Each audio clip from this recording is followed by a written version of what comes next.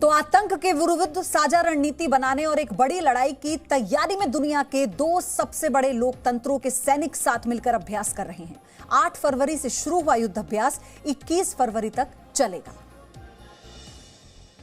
राजस्थान में भारत और अमेरिका के बीच साझा युद्ध अभ्यास जारी है।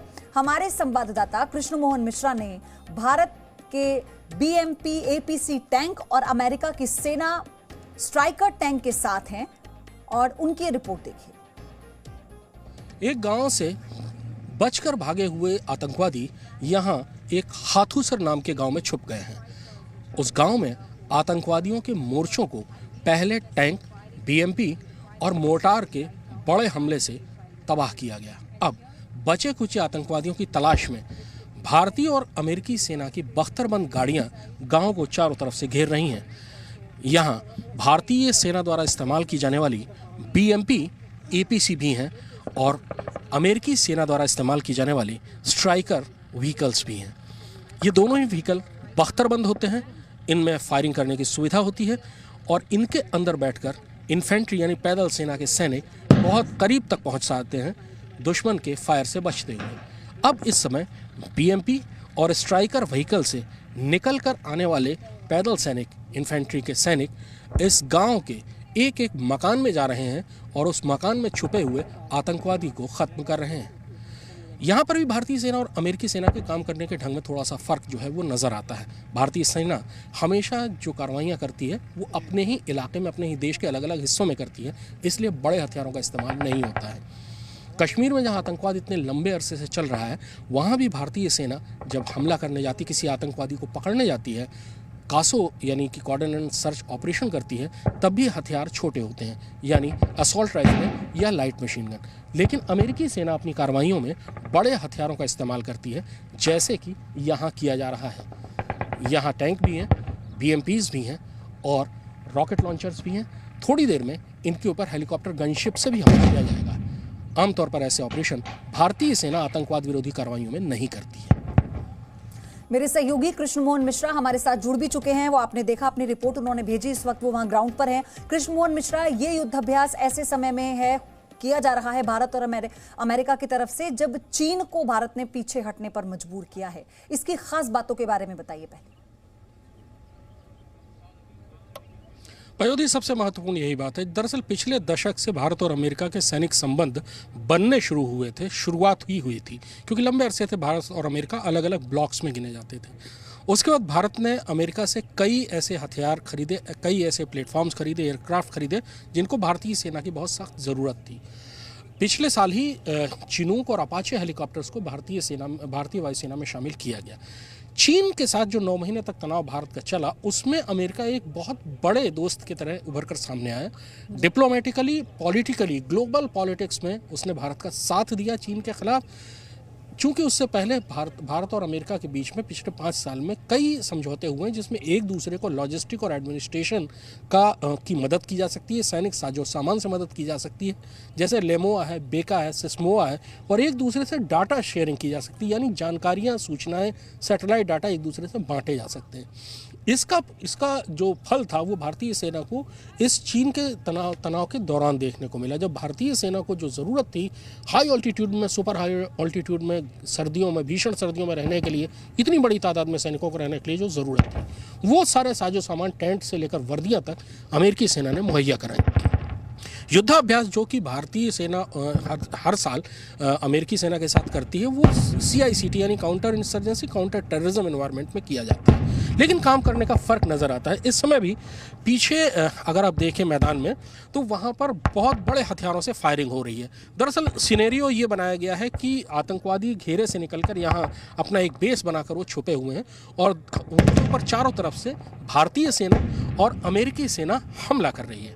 आमतौर पर कश्मीर में अगर भारतीय सेना इस तरह की कार्रवाइयाँ करती है तो वो एक कोऑर्डिनेट सर्च ऑपरेशन का प्रोसीजर होता है। सैनिकों के पास हल्के और छोटे हथियार होते हैं, यानी असॉल्ट राइफलें और मशीन गन जैसे छोटे हथियार, और उसके बाद वो गांव में सर्च करते हैं और गांव वालों को एक एक करके निकालते हैं। कोई संदिग्ध मकान होता है तो उसमें घुसकर आतंकवादियों को मारते हैं। लेकिन अमेरिकी सेना ऐसा नहीं करती। अमेरिकी सेना पूरे इलाके को घेरती है और बहुत भारी हथियारों से हमला करके उस पूरे के पूरे इलाके को खत्म कर दिया जाता है। ऐसा भारतीय सेना इसलिए नहीं कर सकती क्योंकि भारतीय सेना अपने ही इलाके में, अपने ही देश में कार्रवाइयाँ करती हैं। लेकिन इस समय जो कार्रवाई आप देख रही हैं उसमें जो टारगेट एरिया है, यानी जहाँ ये कहा गया है कि आतंकवादियों का शरण स्थल है, वहाँ पर बख्तरबंद गाड़ियों, टैंकों, रॉकेट्स, मोर्टार, यहाँ तक कि लड़ाकू हेलीकॉप्टर रुद्र, जो कि स्वदेशी लड़ाकू हेलीकॉप्टर है, उससे भी हमला किया जा रहा है। जो आप एक लगातार फायर की अभी आपने आवाज़ सुनी, वो BMP जो भारतीय सेना का बख्तरबंद गाड़ी है,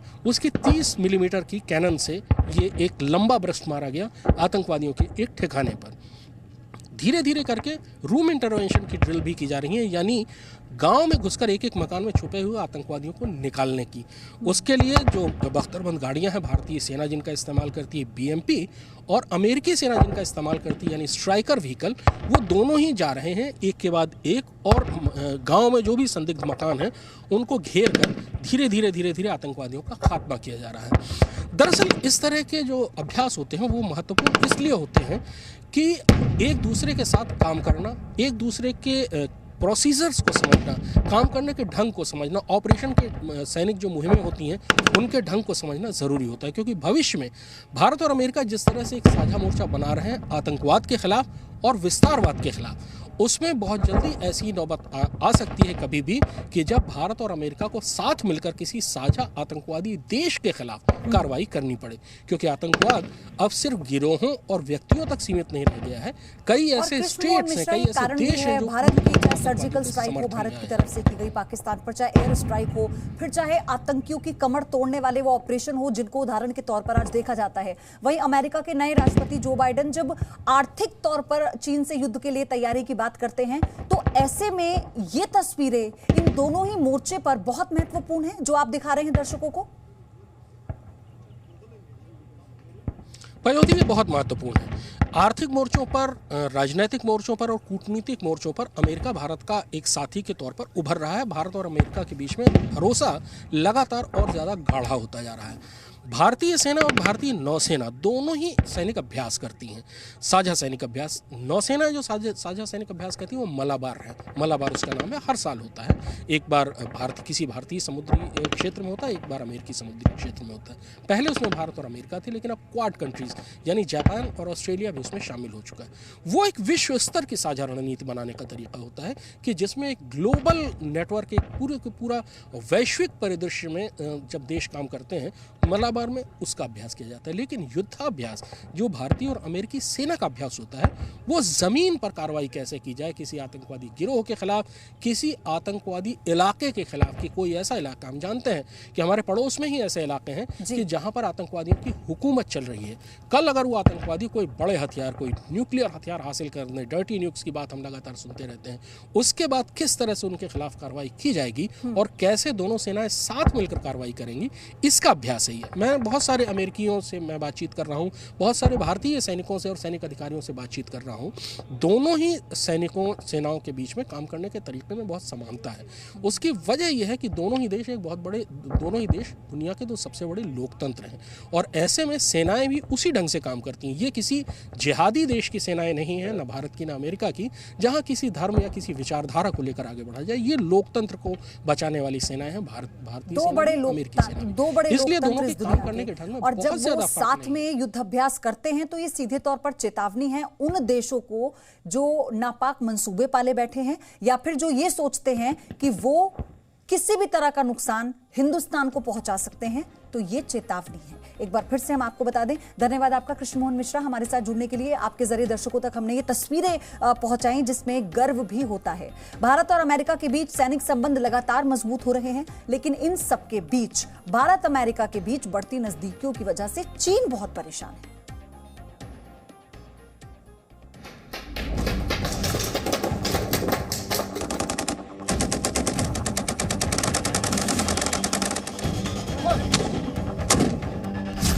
भारत अमेरिका की दोस्ती, चीन को लगी मिर्ची।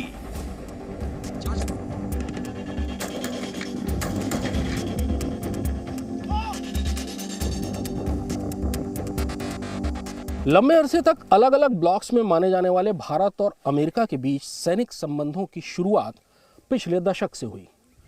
सेस्मोआ, लेमोआ और बेका जैसे समझौतों के जरिए इन संबंधों को गाढ़ा किया गया।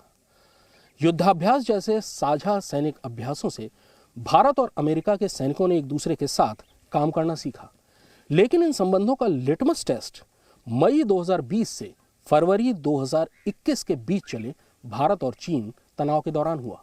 इस दौरान अमेरिका ने लाइन ऑफ एक्चुअल कंट्रोल पर तैनात भारतीय सैनिकों के लिए जरूरी स्पेशल यूनिफॉर्म्स भेजी। ये भारत और अमेरिका के सैनिक संबंधों की नई ऊंचाई है। वैसे तो ये तस्वीर उस अभ्यास की है जिसमें भारत और अमेरिकी सैनिक आतंक को हराने के लिए अभ्यास कर रहे हैं, लेकिन इसके पीछे की बड़ी तस्वीर वो है जो चीन को बखूबी समझ में आ रही है। भारत और अमेरिका के बीच बढ़ती ये नजदीकियां चीन की नजरों में खटक रही हैं, क्योंकि जिस तरह से भारत और अमेरिका के बीच रक्षा क्षेत्र में समझौते हो रहे हैं, उससे चीन को बड़ा खतरा दिख रहा है। खतरा इसलिए क्योंकि एक दूसरे के सहयोग से भारत और अमेरिका दोनों ही अपनी सैन्य शक्ति बढ़ाने में लगे हैं। भारत और अमेरिका के बीच पिछले 5 वर्षों में कई बड़े सैन्य समझौते हुए हैं। भारत और अमेरिकी नौसेनाओं के बीच होने वाला मलाबार नौसैनिक अभ्यास मुख्य रूप से विश्व स्तर की बड़ी रणनीतियां तैयार करने के लिए होता है। वहीं दोनों की सेनाओं के बीच होने वाला युद्धाभ्यास मुख्य रूप से आतंकवादी गिरोहों या आतंकवादी देशों के खिलाफ साझा कार्रवाई को लेकर होता है। इनमें 2016 में logistic exchange memorandum of agreement, 2018 में communications and information security memorandum of agreement, 2020 में basics exchange and cooperation agreement जैसे समझौते पर दस्तखत किए गए हैं। इन सभी समझौतों का उद्देश्य विस्तारवादी या आतंकवादी शत्रुओं का सामना साथ मिलकर करना है। इन समझौतों के बाद भारत और अमेरिकी सेनाएं एक दूसरे से सूचनाएं, डाटा, सैटेलाइट तस्वीरें जैसी महत्वपूर्ण बातें बांट सकती हैं।